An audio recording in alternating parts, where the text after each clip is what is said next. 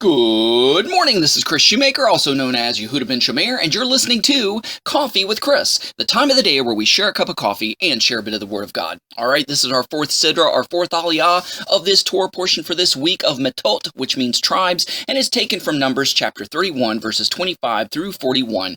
So let's begin in verse 25. This is talking about the dividing up of the plunder and the spoils of war, after vengeance has been taken upon the Midianites who try to bring them back down into the bondage and slavery of sin through idol worship.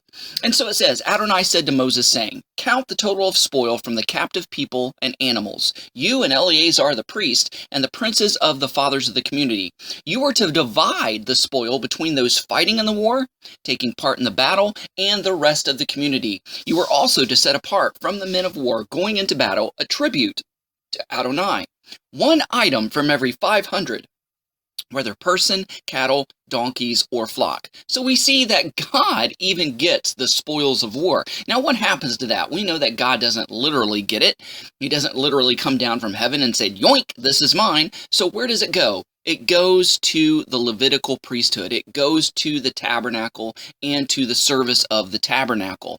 And so basically, what this is trying to tell us is that every time that we have a victory in our spiritual warfare, every time we have a victory in a spiritual battle, that we need to give, because this is what plunder and tribute is from the spoils of war. It's a type of offering of thanksgiving to God for the victory. We need to include God in our victory celebration. We need to include God in the thanksgiving and worship when we have victoriously came through a spiritual war or a spiritual battle in our life.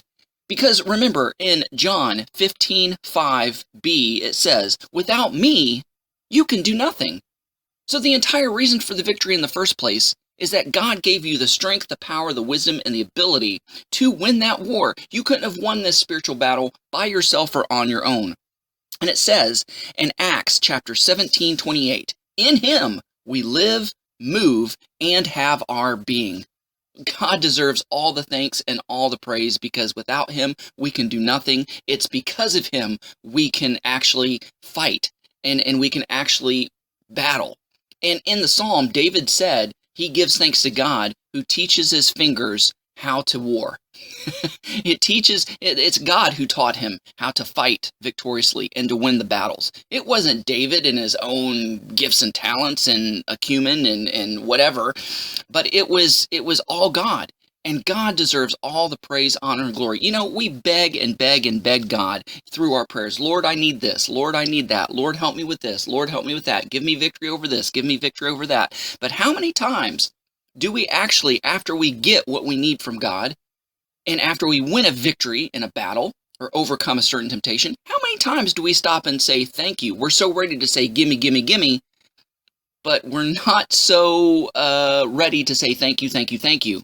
So we must remember that we must always give God the credit that's due him, and the thanksgiving of praise, the sacrifice of praise of the victory of whatever spoils of spiritual warfare that we may have. And that is our thanksgiving and praise. Guys, thanks so much for listening. Go out there and have a great day. Shalom and God bless.